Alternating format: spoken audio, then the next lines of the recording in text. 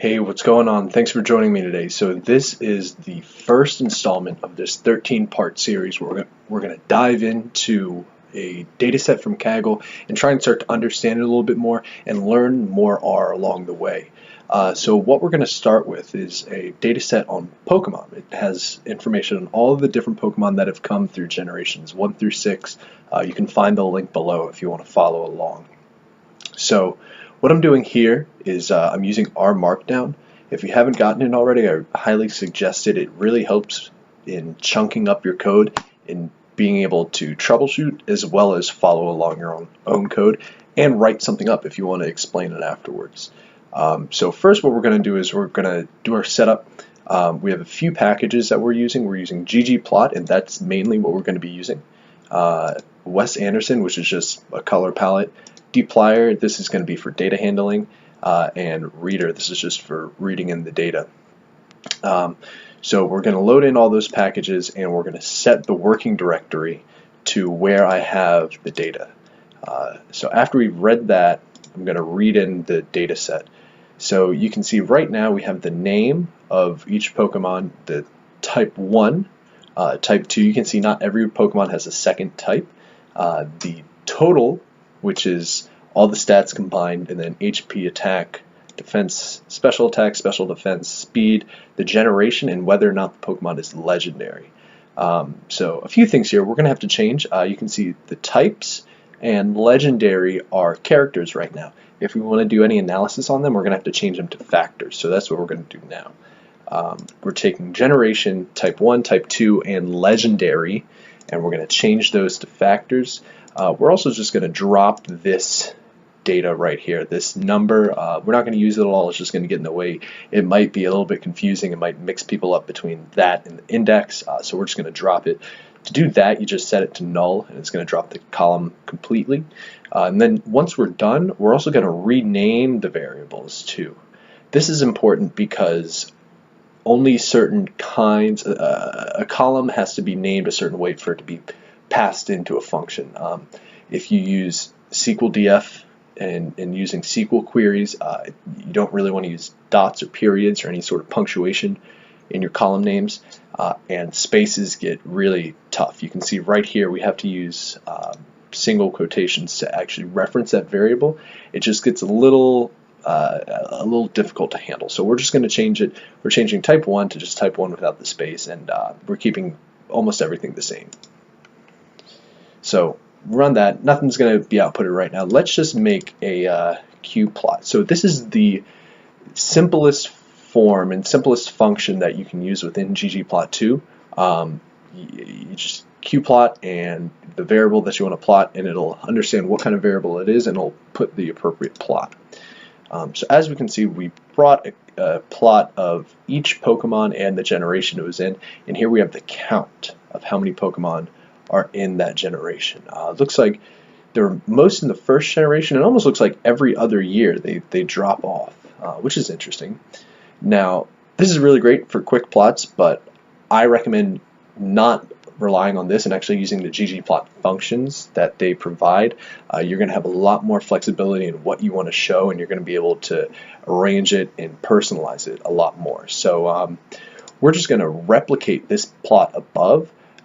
We're calling the ggplot function, and we're naming the data.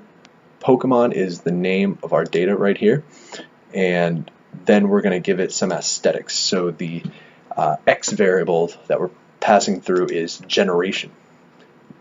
Generation right here. Then we have to say how we want to plot it. So we're going to call, you can use a plus sign when you're stringing it together. GG, and the ggplot is grammar graphics or graphics grammar.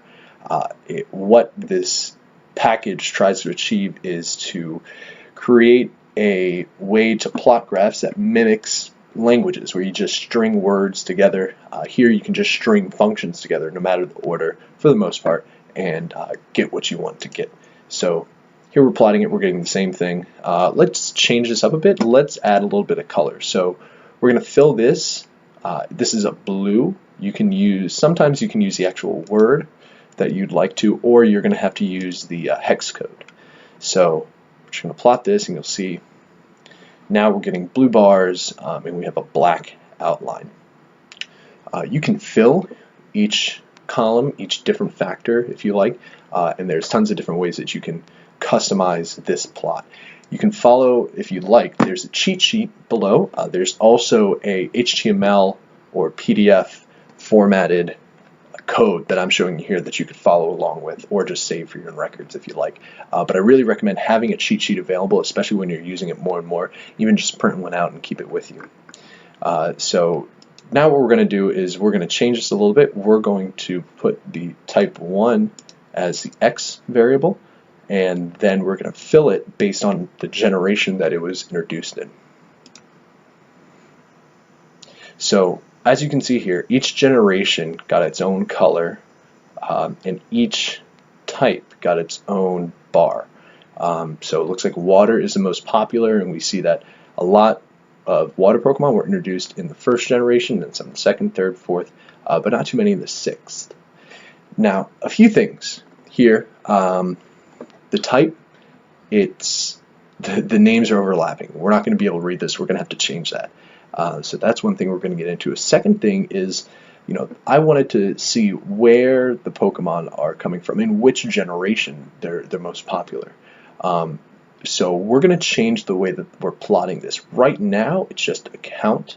What we're going to do is make it a % of the total. So what percentage of water Pokemon came in the first generation? What about the second? What about the third? One other thing to notice here is it's a little hard to distinguish Generation 4 and Generation 5.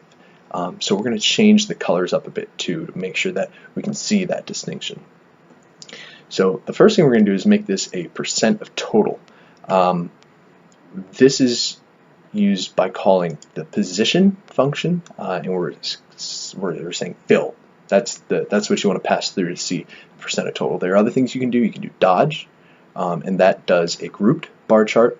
And I think fill, not fill, there's another one that does a stacked bar chart similar to this.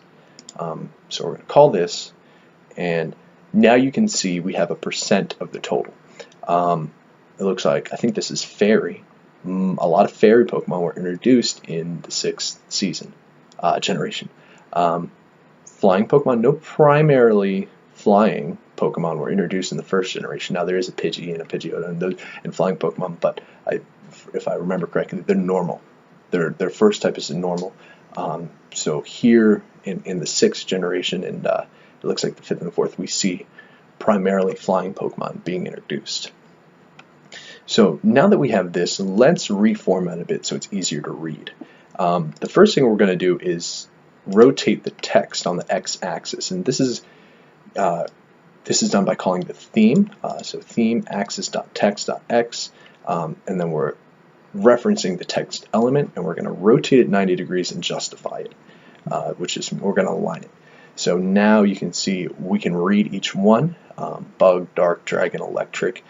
It's not as stacked up as it was here before.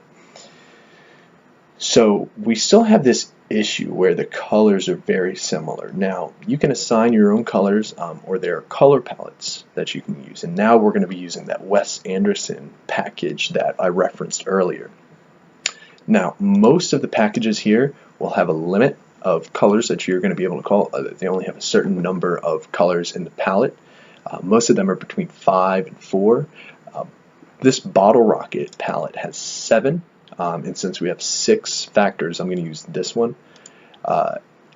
It's, once you start getting up to 6, 7, 8, 10 factors, it's going to be harder to distinguish the colors, and there definitely aren't going to be as many pre-packaged palettes for you to use. So either use your own colors or try and cut down on the factors if it's possible.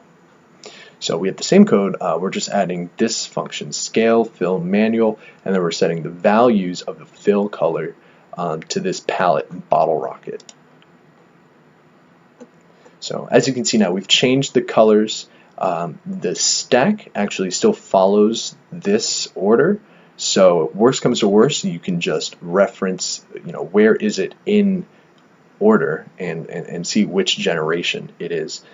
Some of the colors are a little bit similar, 4 and 2, and those are a little bit, but it's a lot easier to distinguish than it was before. And there are a lot of other palettes that you can use, so I recommend looking at some different ones and see if there's one that you like. So that's all we're going to do with the types for right now. Next, we're going to make a density plot, and what a density plot shows is the number of observations that fall within that range. So we're plotting the health, the HP of the Pokemon, and the density, the number of Pokemon that have that HP. And we can see, I think this is probably around 70, 80 health, and that's where most of the Pokemon are. We see a little bit over 100, even a little bit over 150, a few over 200 and around 250, but most of them are right here. Now, this is useful in seeing where it is and trying to understand your data more, but it's also great to separate your data and see if certain Pokemon or certain people that fall into certain groups differ. So what we're going to do is we're going to call the same thing. By the way, the function is GOM_density. You're going to get a lot of autofills, and you'll be able to understand what that is. You can reference the CRAN documents, or you can reference that cheat sheet to start to know which functions are going to make which graphs. But we're going to fill it based on whether or not it's a legendary Pokemon and see if there's a difference. So here we have two different colors. We have red and blue. Red are for non-legendary Pokemon, and blue is for legendary Pokemon. So it looks like legendary Pokemon have higher health on average, because we have some that have a low health, than non-legendary Pokemon, which is pretty interesting. Now, one drawback here is we can't see what's going on after the about 80 range, since the legendary Pokemon are the top layer. We can't see with the non-legendary Pokemon where the data is falling there.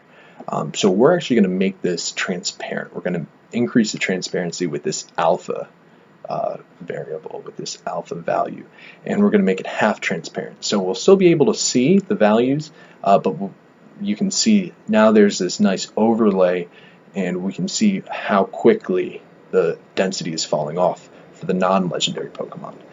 So this is another really great thing to understand. Density plots are great if you want to do something over time. If you have any other continuous variable, density plots are really great to understand how and where your data is falling. Now we're going to go into box plots. Now, if you've taken a Stats 101 course, you've probably ran into box plots before, but just in case you haven't, we have a whole bunch of information going on in one box plot. So the end of this line on the bottom, that's the minimum. The Q1, the first quantile. Then we have the median, I want to say. Maybe it's the mean.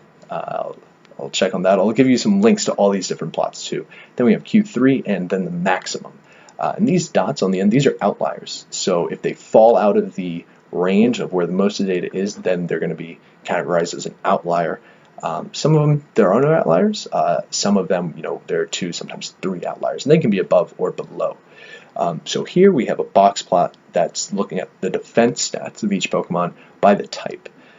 So first things first, we can see Steel Pokemon have the highest average defense. Ground, Ghost, actually, they have there are a lot of Pokemon that have higher defense than most others. Fighting, they don't have that much defense. It looks like Normal doesn't have a lot of defense. And yeah, tons of things that you can pull out of here.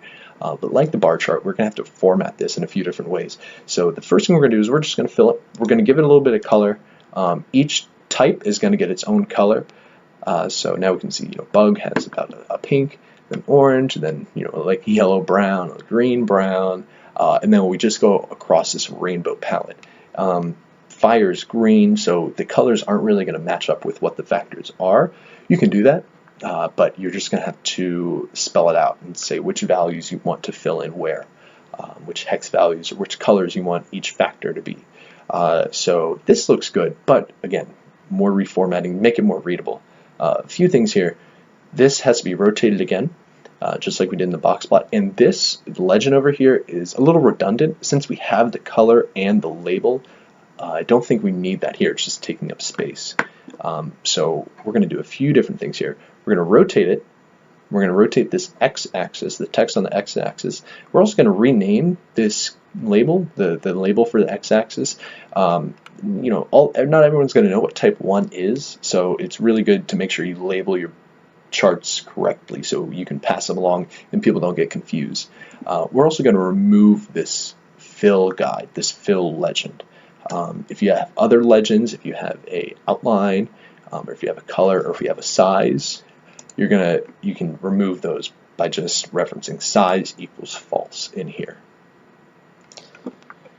So we run this, and you can see we've rotated it, we've removed the legend, and it looks a lot more clean. We actually have more space, so the box plots aren't as jumbled up and scrunched together as they were here, and it looks a lot cleaner than it did before. Excuse me. So next what we're going to do is make a scatter plot, and on the x-axis we're going to have the Pokemon's attack, and then on the y-axis we're going to have the Pokemon's defense. So you can see here we have, you know, it looks like there's a trend here. Scatter plots are great for 2 continuous variables. If you want to see, you know, you can look at age and height, you can look at age and weight.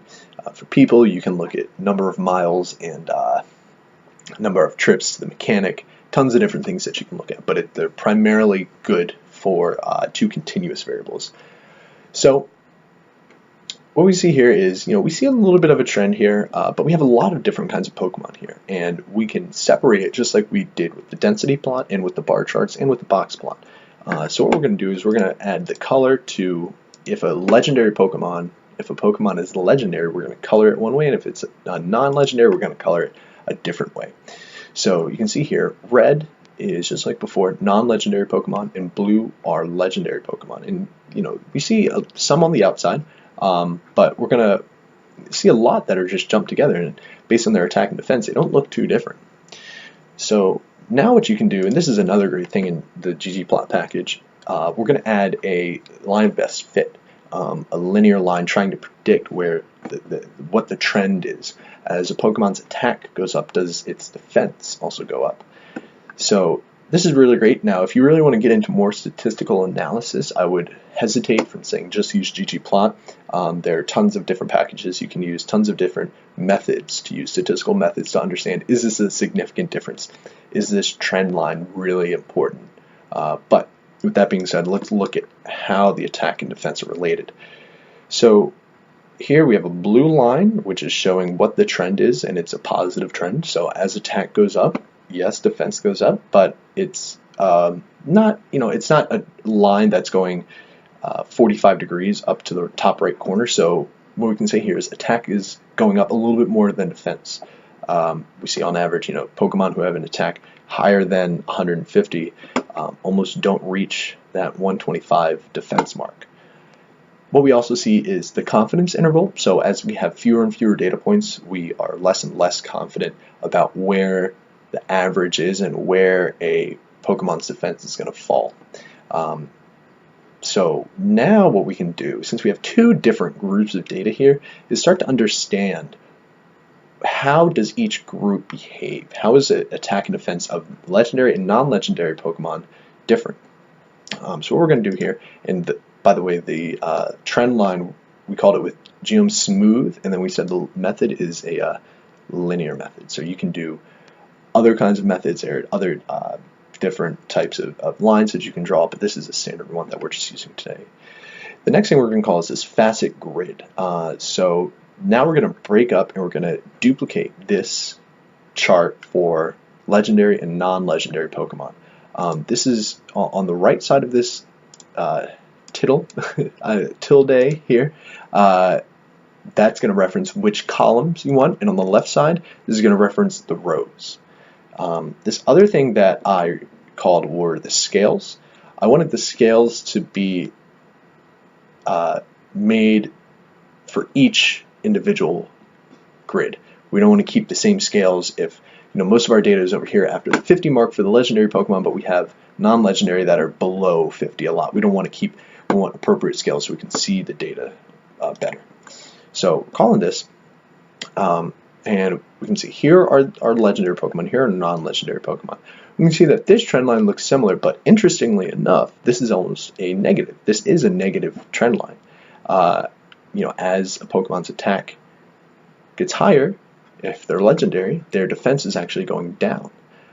That's interesting. I'm not sure why. I haven't played the older generations, the newer generations rather, so I don't know what the legendary Pokemon look like, but something that we can see here is this shadowed line, this confidence interval, it's pretty high. So I wouldn't say trust this. Just try and get here. We can't get more data, but if you're in a scenario where you can collect more data or get a different group, I would get more data here before coming to a conclusion. So that's all we're going to do with the scatter plot right now, and we're going to finish up with another bar chart. Now what we're going to do here is look at the speed of the Pokemon. Instead of just looking at, since speed here is an integer, it's a continuous variable, we're going to change it to a factor. So we're going to break speed up into 3 different groups, low, medium, and high, and then plot that instead of plotting the continuous. I want to do a fill just like we had done before with the types. So what we're doing here is we're cutting it. This is a dplyr function. We're cutting this variable into 3 equal groups. What this is going to do is split it, and then we're converting it to a numeric. It's initially as a factor, but it's showing what the ranges are, and we just want values, 1, 2, or 3. So we're converting it to a numeric variable, then we're converting it back to a factor here, and then we're assigning the speed level. That's the name of the column. So we ran that, and you can see now we have this speed level variable, and we're going to do a bar chart. So the bar chart is as similar as before. The fill is going to be speed level, and on the x-axis we're going to have type 1, and it's going to be a % of the total. So we'll be able to see which kinds of Pokemon are the fastest. So looking here, with Fairy, which seems to have very low speeds. Now one thing to point out here is the speed level is, you can't really understand what 1, 2, and 3 mean. Because I've ran this, I understand 1 is the slowest and 3 is the fastest. But it may be useful to appropriately name your variables to make sure, or explain them, have a data document or something where people understand this is what 1 means, 2, and 3. So now we're going to reformat the bar chart too, just like we had done before. We're going to rename the X label, and then we're going to rotate the text on the X-axis. And see, it's a lot easier to read. Ice Pokemon don't have very fast Pokemon. Flying are the fastest. Steel are pretty slow, and Fairy are pretty slow too. Now one thing that you can do in ggplot is apply different themes. There are tons of different themes. There are packages. You can create your own themes, a lot of different things. So we're adding in this theme classic. Now most of the time you can just put the functions in any order you want, but here, since we're calling the theme twice and we're changing the theme, we want to have the theme template before the function where we're changing the x-axis, because this is also a theme function. So let's run this, and you'll see there's a little bit of difference. We see a white background, and we see just a line going around the x and y axis, and it looks more minimal. So this is a great way to view your data. If you start to understand this, you can get a grasp of it really quickly, and you can make graphs either for a project, for work, for fun, and if you get handy with this, then you can do it really quickly. Like I said, this is the first of 13 different videos that I'm going to make. You can follow the links below if you want to learn more about ggplot, statistical graphs, or if you want to download the HTML or PDF version of this and keep it for your own records, you can do that too. Alright, thanks, and come back for more.